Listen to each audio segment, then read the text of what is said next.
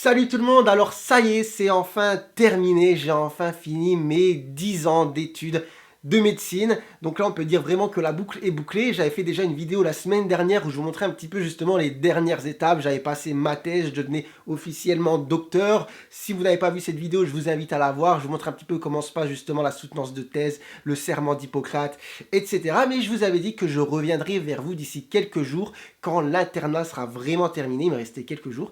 Et là c'est le cas, l'internat est fini, la thèse est passée, donc on peut dire que j'ai terminé, j'ai officiellement un métier, je suis médecin généraliste, docteur en médecine, tout bib, vous appelez ça comme vous voulez, mais voilà, c'est fini et du coup maintenant c'est un nouveau chapitre qui s'ouvre et comme celui-là se ferme, je pensais que c'était bien de venir justement en vidéo avec vous pour refaire un petit point sur tout ce qui s'est passé sur ces 10 années. Donc ça risque peut-être d'être un petit peu long, je vous avoue que j'ai rien préparé, là j'ai juste allumé la caméra, on est dimanche matin, regardez, je suis même en pyjama. Donc ce qu'on va faire, c'est qu'on va discuter, ça risque peut-être d'être un petit peu long, j'espère que ça ne vous ennuiera pas. En tout cas, on se retrouve juste après le générique pour parler de tout ça. A tout de suite.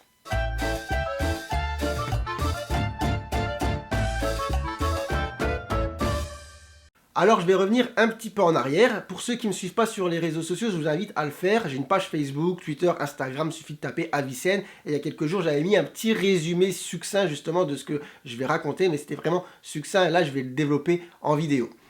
Du coup, je reviens 10 ans en arrière, et 10 ans en arrière, les gens, j'avais 16 ans. Alors vous allez dire, c'est jeune, effectivement c'est jeune, j'avais en fait un an d'avance, et qui plus est, je suis né en fin d'année, je suis né le 4 novembre, donc d'ailleurs c'est bientôt mon anniversaire, et forcément de ce fait, à la rentrée de septembre, quand j'arrive à la fac de médecine, ben, je n'ai que 16 ans. Donc c'est un petit peu compliqué, parce que déjà, qui plus est, la fac était assez loin, il y avait 1 heure de trajet, moi je n'avais pas de voiture, je n'avais pas d'appart, donc voilà, les transports en commun pendant 2 heures sur la journée. Tu te retrouves lâché dans un environnement voilà, où tu n'as pas tes repères, des grands amphis, tu ne connais personne, et qui plus est, il y a la pression du concours en fin d'année, la peur de l'échec, et le fait que la difficulté est totalement différente de celle que tu avais connue auparavant au lycée. Donc c'est une année vraiment difficile à aborder, et on va dire par manque voilà, de maturité, de préparation, même si voilà, je n'étais pas quelqu'un de nul hein, par le passé, je rate ma première année, le concours de première année, et je le rate qui plus est à pas grand chose. Donc je suis à la fac de Lille, c'est une des plus grosses promotions, on était quasiment 3000, et il y avait 463 prix, et je suis arrivé 490. Alors je peux vous dire que voilà, après une année très difficile, où j'ai subi le stress, la pression, où j'étais assez isolé, encaisser cet échec justement à quelques places près, après une année où on a vraiment l'impression d'avoir tout sacrifié, c'est vraiment difficile à encaisser. Alors, j'arrive à me relever et j'enchaîne du coup sur ma deuxième première année. Et cette fois, j'apprends de mes erreurs. Donc, je ne vais pas revenir sur toutes les erreurs méthodologiques, etc. que j'ai fait. Mais vraiment, j'ai pu tirer le bon de l'échec que j'avais subi pour justement rebondir encore plus fort finalement. Du coup, deuxième première année, là j'y vais à fond, je mets en application tout ce que j'ai appris, et là, premier semestre, sur les 3000 candidats, j'arrive dans les 100 premiers, je suis 67e.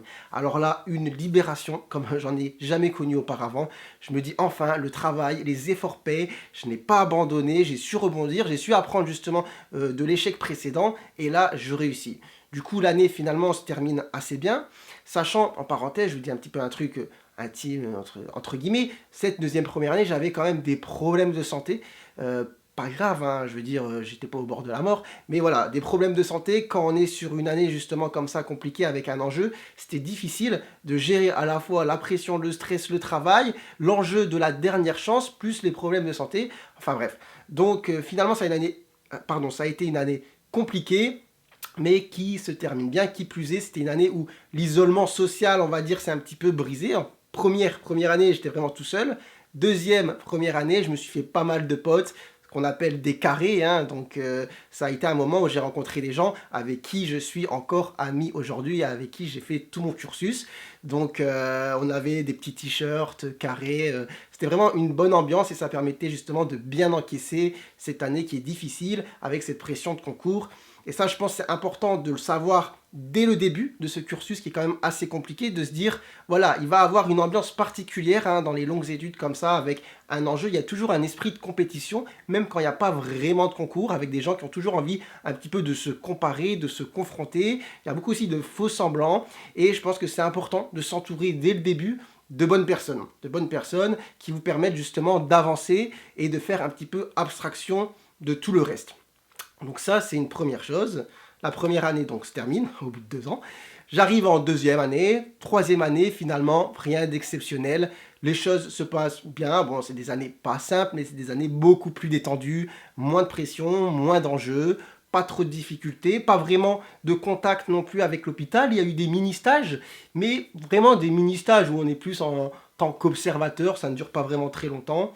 Donc voilà, on va dire 2 années qui permettent un petit peu de faire la transition et d'avoir certaines compétences théoriques qui vont permettre de mieux appréhender finalement ce qui va arriver après. Du coup, après ça devient un petit peu plus compliqué et là on arrive sur la quatrième année, donc le début de ce qu'on appelle l'externat. D'ailleurs, l'externat, j'ai fait toute une série de vidéos parce que les gens, quand on parle études de médecine, on pense tout le temps à la première année, mais on ne pense pas forcément à ce qui se passe après, comment les choses se passent. Donc j'ai fait toute une série de vidéos que je vous invite peut-être à voir si vous ne connaissez pas la démarche de l'externat. Donc il y a 5-6 vidéos, je vous mets peut-être le lien juste ici pour que vous puissiez cliquer et regarder un petit peu. Donc l'externat, ça devient plus compliqué.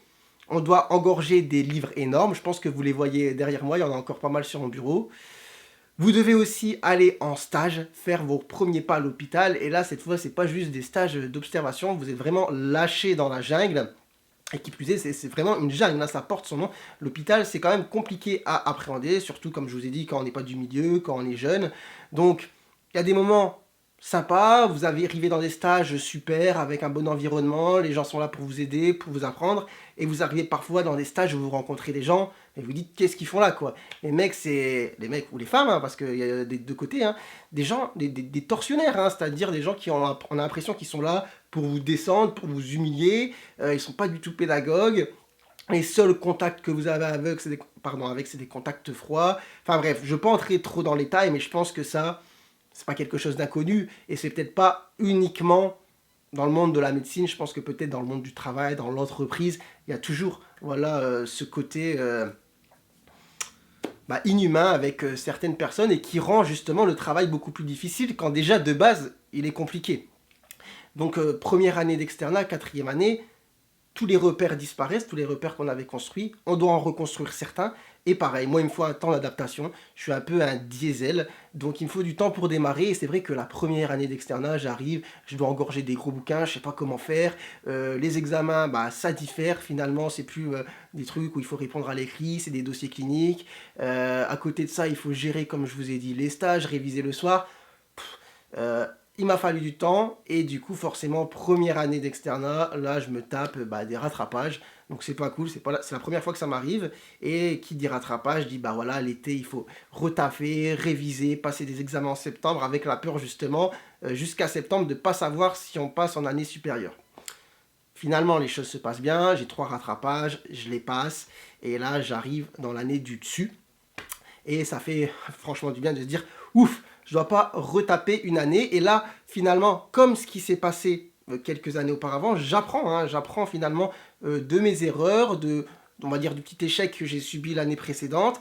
Je rebondis, je sais tirer le positif de tout ce qui s'est passé. Et là, je mets les choses bien, je les cadre bien, même si l'année qui suit est encore plus difficile. On avait encore plus de bouquins à ingurgiter, des stages encore plus compliqués de mon côté. Mais finalement, malgré le niveau de difficulté, en ayant appris de tout ce qui s'est passé, en prenant maturité, les choses se passent et j'arrive justement à valider cette 5e année afin de passer sur la 6e, celle du fameux concours de l'ECN. À côté de ça, on est quand même à la 5e année. Je vous ai dit que j'ai fait 2 premières années. Donc finalement, ça fait déjà 6 ans que je suis à la fac, quasiment 5 ou 6. Bon, je suis un petit peu perdu. Ça fait un petit moment et qui plus est, je vous ai dit, j'ai commencé, j'avais 16 ans. Pour moi, j'étais encore ado.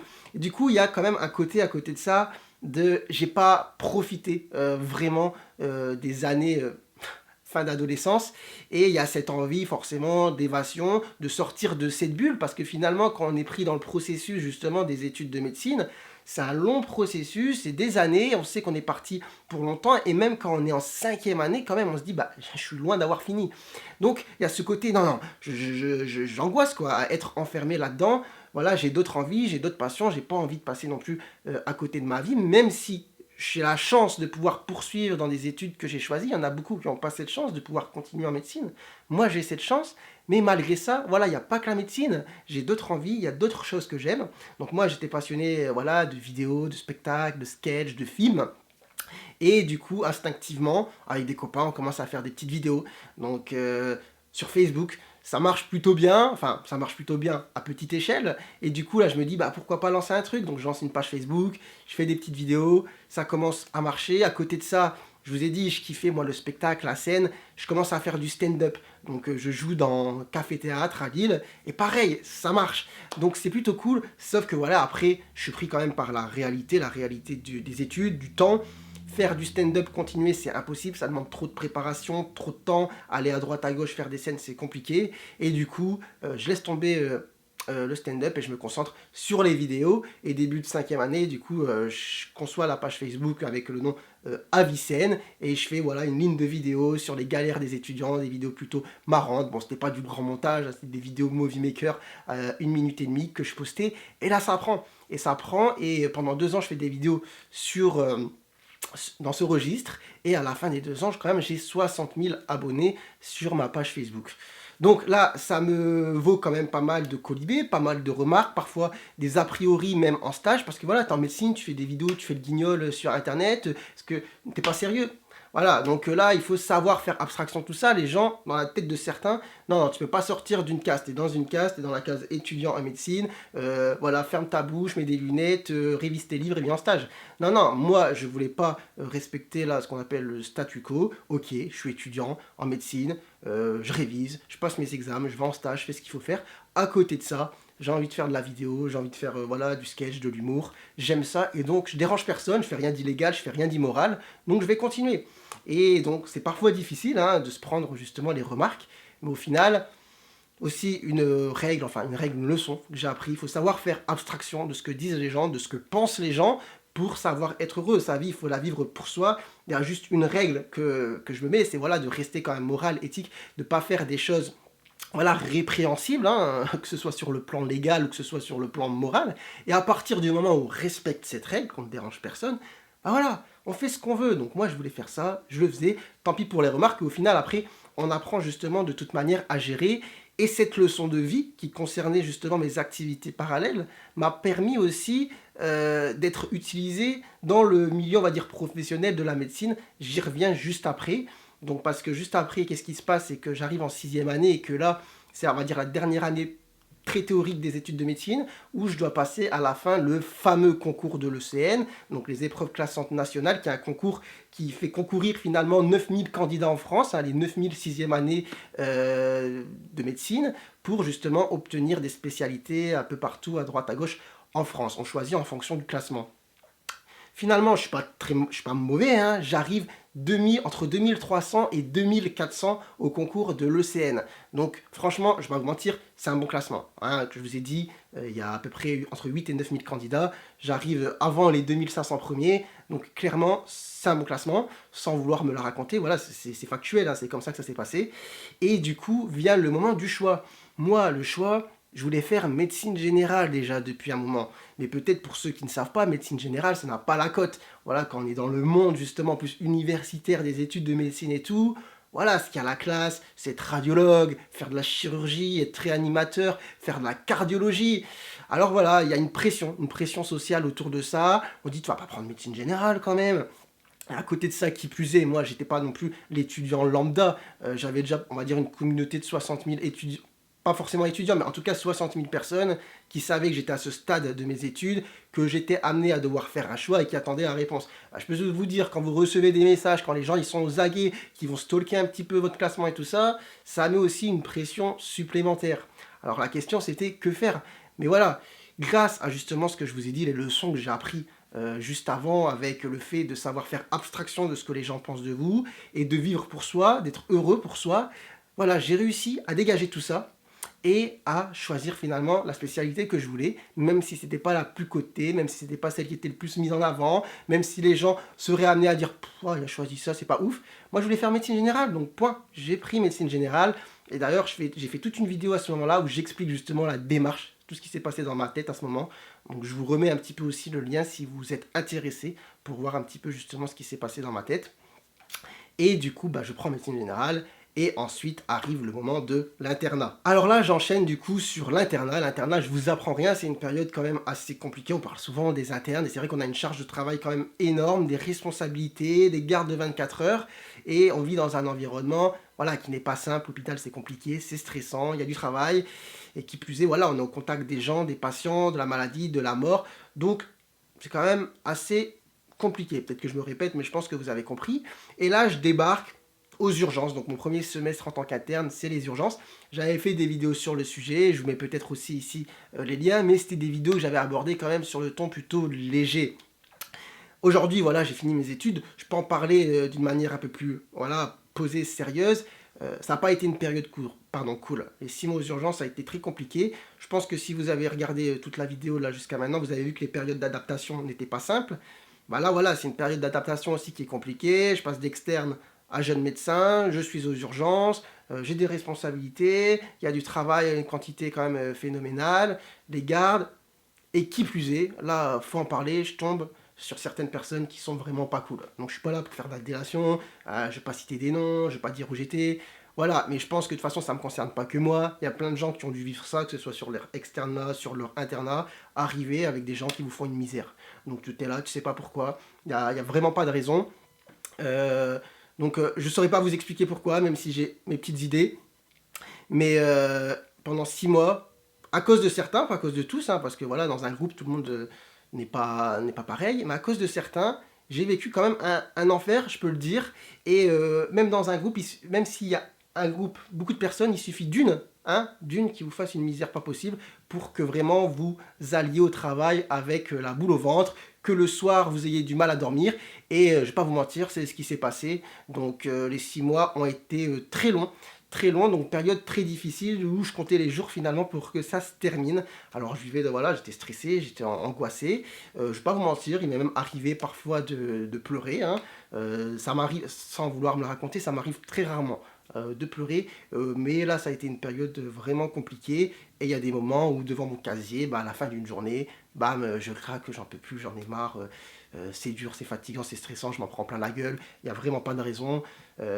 Surtout quand vous avez un groupe voilà, d'internes et que vous voyez que en fait, vous n'avez pas le même traitement que les autres. Donc c'est encore plus compliqué à gérer. Mais finalement, sur cette période, qui a été aussi riche d'enseignements, comme toutes les autres périodes que j'ai citées, où j'ai subi un petit peu des choses difficiles, j'ai appris. J'ai appris en tout cas à encaisser. J'ai appris à encaisser, à aller de l'avant et à me dire que voilà, même quand on est dans une période qui est très compliquée, à un moment elle se termine. Et l'internat était bien là pour l'illustrer, vu qu'on fait ce qu'on appelle des semestres, donc des stages de 6 mois. Donc même, on va dire, quand j'étais au fond du couvre, que j'étais là, quand j'étais dans mon lit, que j'étais pas bien, je me disais, non mais t'inquiète pas, dans 4-5 mois, c'est fini. Donc c'est ce qui me permet de tenir, pardon. Et finalement, voilà, jamais branché. Oui. Ouais, parce que vous, voilà, on parle de sujets quand même assez sensibles, mais c'est vrai que quand on est interne, ou même un peu plus jeune, et qu'on en prend plein la gueule, c'est difficile de l'ouvrir, hein, d'accord, hein, il y a une pression, hein, hiérarchiquement vous êtes en dessous, vous avez peur qu'en l'ouvrant il se passe une calamité, que ça mette en jeu voilà, le pronostic de la validation de vos stages, de la suite de vos études, que vous ayez des problèmes pour les prochains stages. C'est très simple, donc moi j'invite évidemment, ce que je n'ai pas fait, j'invite les gens pour qui ça se passe mal à en parler, à faire remonter certaines choses. D'accord. Moi, je vous avoue que je ne l'ai pas fait, je n'ai pas réussi. Je ne suis pas un exemple hein, par rapport à ça. Mais parfois, voilà, quand ça ne va pas, il faut le dire. Il faut le dire, je pense que c'est une des clés. Moi, pourquoi je ne l'ai pas fait, sans vouloir me raconter, hein, c'est parce que je savais que psychologiquement, je pouvais tenir. Même si je suis dans une période très très complexe, je peux voilà, me retrouver mal, angoissé, stressé, chialer de temps en temps. Mais je me dis, ouais, je continue et je craque pas. Et finalement, du coup, c'est ce qui s'est passé. Et ce premier semestre se termine, on va dire, me traumatisant un petit peu de l'hôpital et me faisant peur pour la suite de l'internat. Et finalement, tout le reste de l'internat s'est passé sans encombre, en tout cas sur ce plan-là. Et donc le semestre, en tout cas aux urgences, a été enrichissant. D'ailleurs, d'abord sur le plan médical, hein, forcément, j'ai bien appris, j'ai évolué, j'ai progressé. Il y a une énorme différence forcément entre mon sixième mois et mon premier mois aux urgences. Et j'ai appris humainement, voilà, et psychologiquement, à apprendre, à encaisser, à avancer. Et, euh, et puis voilà. Donc, mais ça n'a pas été une période très très jojo. Donc ensuite, je vous dis, j'enchaîne sur les semestres suivants. Et les semestres suivants se passent bien. Et même sur le plan, on va dire, des activités parallèles, certaines choses commencent à se décanter. Je fais une chaîne YouTube que je n'avais pas avant l'internat. Je faisais mes vidéos sur Facebook. La chaîne YouTube commence à prendre, d'accord. Je me fais aussi repérer par des médias, par exemple des médias axés dans le domaine médical. Je commence à travailler avec un journal qu'on appelle Le Généraliste, donc qui est axé forcément médecine générale. Je pense que j'en ai un ici, attendez, voilà, et je pense que dans celui-là, par exemple, on voit, donc ici, par exemple, je commence à écrire, voilà, des papiers, donc des articles. À côté de ça, je fais mon premier stage en cabinet de ville. Ça se passe super. Donc là, je suis vraiment en contact avec le métier que j'ai envie de faire, hein, celui de médecin généraliste en ville. Ça se passe nickel. Je continue à avancer. Je me fais repérer aussi par un deuxième média qui s'appelle voilà, What's Up Doc, qui est axé plutôt jeunes médecins, axé numérique. Je fais des vidéos avec eux pendant 2 ans. Je fais des séries de vidéos, des petites rubriques. Je vais essayer de vous les mettre ici. Et après, j'enchaîne sur d'autres stages. Donc, je fais un stage en gynécologie. Pareil, hein, voilà, ça se passe bien, les gens sont cool, sont sympas, j'apprends. Puis je fais un stage en pédiatrie qui a été très compliqué sur le plan de la charge de travail, mais voilà, ça a été un des meilleurs parce que vraiment, bah déjà j'ai beaucoup aimé la pédiatrie, mais surtout l'ambiance, franchement, elle était géniale et j'ai eu des chefs super. J'ai même gardé contact avec certains. Mais ça a été vraiment très difficile, hein. Des fois, je faisais des semaines où je travaillais du lundi au dimanche. Ouais, je faisais en plus les journées, quand même, c'était une grosse charge horaire, hein. Quand tu fais par exemple les urgences pédiatriques, tu commences à 8h30, des fois tu pars pas avant 19h si tu as du mal à terminer. Tu fais ça tous les jours, tu reviens le samedi matin parce que voilà, tu es ce qu'on appelle d'astreinte, et le dimanche, tu es de garde 24 heures. Donc je peux vous dire que ça fait des semaines très très chargées, mais voilà, le travail, je peux l'encaisser, hein. Je suis quelqu'un qui travaille, je suis un travailleur, et travailler beaucoup, ça me dérange pas. Juste le problème, c'est quand voilà, l'environnement est malsain et quand il y a des gens qui vous mettent des bâtons dans les roues. Là, j'étais avec des gens sympas, pédagogues, qui m'apprenaient, qui me guidaient, et du coup, travailler beaucoup, c'était pas un souci. Donc voilà, je fais mon stage en pédiatrie. Après, je fais un stage en psychiatrie, pareil, qui m'a quand même ouvert l'esprit sur une spécialité que je connaissais pas vraiment et qui m'a permis d'appréhender mieux beaucoup de patients qui sont atteints de pathologies psychiatriques, que j'appréhende beaucoup mieux maintenant, en tout cas en médecine générale, et ça m'a permis de démystifier aussi pas mal de pathologies qui sont un peu mystifiées, comme la schizophrénie, la bipolarité, etc. Après, que se passe-t-il? J'enchaîne, si je dis pas de bêtises, oui, avec un stage en médecine polyvalente. Donc là, je suis le seul interne, en plus, j'ai pas d'externe, donc je suis vraiment seul avec les chefs. Et qui plus est, je suis quand même assez livré à moi-même, mais ça me dérange pas. Bonne ambiance, petit hôpital. Il y a beaucoup de travail, hein, je fais des gros horaires, hein, j'arrive à 8h30, je pars toujours après 19h. Je fais du lundi, je fais toute la semaine. Et on a quand même droit à 2 demi-journées de formation, et j'y avais le droit, donc ça c'était cool aussi, ça permettait de souffler.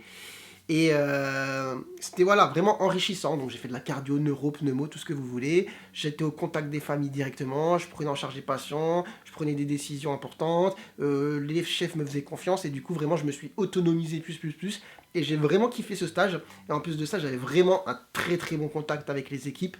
Je suis même voilà, gardé contact, j'ai fait des soirées avec certains. Et c'était vraiment cool. Puis il y a la période Covid qui est arrivée et j'étais encore justement dans ce semestre. Et là, ce qui s'est passé, c'est qu'il y avait une unité de soins continus, qui était habituellement une unité dans laquelle je ne travaillais pas, qui a accueilli les patients Covid et dans laquelle je me suis retrouvé à travailler sur les 3 derniers mois de stage. Parce qu'en plus de ça, le semestre qui dure normalement 6 mois a duré 7 mois. Il a été rallongé du fait du confinement, etc. Donc moi, je me suis retrouvé interne là-bas et j'ai fait de la médecine que j'avais pas l'habitude de faire et que je ne connaissais pas parce que c'était l'étape juste avant la réanimation. En fait, on avait des patients graves, parfois qu'on transférait en réa, et on faisait des gestes techniques et tout que j'ai appris. Et franchement, j'ai aimé, hein. J'ai posé ce qu'on appelle des cathéters artériels, il y avait des réglages de VNI à faire, on avait des fois un patient intubé, donc je me suis retrouvé dans cet environnement. Je suis waouh, mais ça a été aussi une expérience en tout cas enrichissante, difficile physiquement, psychiquement, humainement, émotionnellement, parce que pareil, j'ai eu voilà, il y a eu beaucoup de morts à cette période, hein, vous le savez très bien, et puis qui plus est, j'ai vu des patients mourir que je connaissais d'autres hospices et qui sont morts de ce fichu Covid, quoi, et ça fait mal au cœur. Enfin, moi, il y a certains patients qui m'ont quand même un peu, qui m'ont rendu triste, hein, tout simplement. Des patients que je connaissais, qui allaient plutôt bien, qui avaient juste bon, des petits soucis, mais qui venaient en hospice de temps en temps pour, voilà, un problème. Et un jour, bam, ils attrapent le Covid et ils meurent. Donc, assez triste. Mais voilà, finalement, le stage se termine et j'enchaîne du coup sur le dernier semestre où je suis du coup interne en cabinet de ville, mais en autonomie. Je travaille dans 2 cabinets différents qui sont vraiment différents et du coup complémentaires, hein, dans l'exercice. Et voilà, j'aime beaucoup, mais ça reste quand même fatigant. Je suis seul, il y a une grosse charge de travail, il faut voilà, être responsable de tout ce que vous faites, rappeler des patients, s'informer des biologies qui ont été faites, pardon, j'arrive plus à parler, qui ont été faites en ville, rappeler les gens, et qui plus est, c'est la période Covid, et surtout, enfin en été ça s'est calmé, mais depuis début septembre, ça monte quoi, et on reçoit plein d'appels, il faut gérer des trucs en rapport avec justement cette épidémie, c'est vraiment épuisant, et puis à partir vraiment de mi-septembre, il commence à avoir beaucoup de cas, il faut voilà, rappeler, déclarer, ça devient compliqué, mais on arrive sur l'aboutissement, la fin du parcours, et en parallèle, j'ai fait aussi d'autres choses. Pendant 2 ans, ce que je vous ai pas dit, c'est que j'ai travaillé sur 2 trucs. Enfin, un dont vous êtes au courant, c'est la thèse. Donc la thèse, j'ai mis 2 ans, je l'ai commencé quand j'étais en 3e semestre, donc quand j'étais dans mon stage de gynéco et pédiatrie, et je la termine à ce moment de mon cursus. Et d'ailleurs, je la passe le 22 octobre, et je pense que vous l'avez vu peut-être dans la vidéo précédente. D'ailleurs, elle est là, hein, toujours sur mon bureau. Donc, ce petit ouvrage qui m'a mis 2 ans et qui permet d'être aujourd'hui docteur en médecine. Et en parallèle, j'ai travaillé aussi sur un projet qui est un livre justement sur les études de médecine. Donc j'ai pas 15 ans d'expérience, mais je pense que voilà, j'ai une petite légitimité pour raconter un petit peu comment les choses se passent. De toute façon, c'est pas un guide pour vous dire voilà comment réussir, c'est juste un guide qui vous dit comment ça se passe. Alors il est là, donc je l'ai pas écrit tout seul. Donc je l'ai écrit avec cette fille, je pense que vous la connaissez, Marine L'Orphelin, qui est ancienne Miss France et qui est aujourd'hui interne en médecine, mais qui a un an en dessous de moi, et avec Nicolas Évrard, qui est en fait un médecin généraliste, du journaliste, donc il nous a permis de coordonner le projet et d'apporter des chapitres plus techniques. Et donc bon voilà, tout savoir sur les études de médecine, d'accord, il est disponible, c'est le moment pub de la vidéo. Disponible, bah forcément là c'est le confinement, c'est un peu chaud d'aller l'acheter en présentiel, mais vous pouvez le commander en tout cas sur les sites internet, Amazon par exemple, pour citer que lui, mais la Fnac, Cultura, tout ce que vous voulez. Et voilà, ça raconte un petit peu comment se passent les études de A à Z. Il y a des petits points aussi sur les réformes. Il y a pas mal de témoignages, dont celui de Marine, celui des miens aussi, et celui de pas mal d'étudiants en médecine en général. On parle de vraiment beaucoup, beaucoup de choses. Donc voilà, comme je vous disais, mes activités parallèles, j'ai mes activités avec les médias médicaux, ma chaîne YouTube. J'ai écrit un bouquin qui sort justement d'ailleurs le 8 octobre, qui est sorti le mois dernier. Et voilà, l'aboutissement de la thèse. Et on arrive justement sur la fin du parcours. Je passe ma thèse la semaine dernière. L'internat se finit ces jours-ci. Et là, j'ai terminé. Je suis médecin généraliste. Alors voilà, c'était un peu long. Pour ceux qui sont encore pressants à ce stade de la vidéo, franchement, bah bravo, félicitations, vous avez tenu. Du coup, moi, ça me tenait à cœur, en tout cas, voilà, de conclure ce chapitre en vous faisant justement une vidéo, même si elle est longue, où je vous raconte un petit peu justement tout ce qui s'est passé, d'accord. Et ça me permet aussi, peut-être, pour certains, de montrer qu'on peut faire aussi autre chose, hein. C'est-à-dire que quand on est pris justement dans une certaine direction, une certaine ligne. Il y a ce qu'on appelle le statu quo, où il faut faire ça, il faut être comme ça, il faut respecter les règles. Non, voilà, vous pouvez très bien vous épanouir dans un domaine et vous épanouir aussi dans un autre en faisant les activités en parallèle. Il faut juste trouver l'équilibre, voilà, respecter certaines règles de vie, certaines règles morales. Mais voilà, moi, en médecine, c'était parti pour que je reste dans une case, etc. J'ai dit non, ça m'a valu des colibés, etc. Mais je suis sorti de ça, j'ai fait aussi d'autres trucs à côté et regardez aujourd'hui, j'ai fini, je suis médecin généraliste, j'ai quand même le respect, je pense, de beaucoup de personnes. Ma petite vie professionnelle, je la fais tranquille et voilà, j'ai trouvé l'équilibre entre les deux et je me sens très très bien et j'ai même de la peine pour ceux justement qui me disaient non, non, il faut faire qu'une chose. Voilà, donc faites ce que vous avez envie à partir du moment où vous n'embêtez personne, vous ne dérangez personne, vous ne faites rien d'immoral, vous ne faites rien d'illégal. Si vous voulez faire, alors faites-le, d'accord, c'est important. Pareil après pour ce qui est du fait d'accomplir justement ses rêves, ses ambitions. Moi, depuis tout petit, je voulais être médecin. Ça a été très dur, hein, vous l'avez vu à travers ce parcours. Mais finalement, voilà, j'ai serré les dents, j'ai encaissé, j'ai appris justement à prendre des leçons de mes échecs, à continuer à avancer, à toujours me relever. Un genou à terre, mais jamais deux. On appuie, on se relève et c'est parti. Et quand on a des rêves, il faut se donner justement les ambitions de ses moyens. Donc il suffit pas d'être rêveur, il faut être travailleur, hein. Ça c'est une règle aussi. Quand on veut quelque chose, il faut se donner. Donc moi j'ai travaillé plus. Pardon, je bégaye. Mais voilà, ça a payé. Donc voilà, y croire, croire en soi, même si certaines fois il y a des gens qui vous font croire que vous êtes nul. Non, si vous êtes déterminé, que vous travaillez, que vous y croyez, allez-y, foncez, donnez-vous les moyens et un jour vous y arriverez.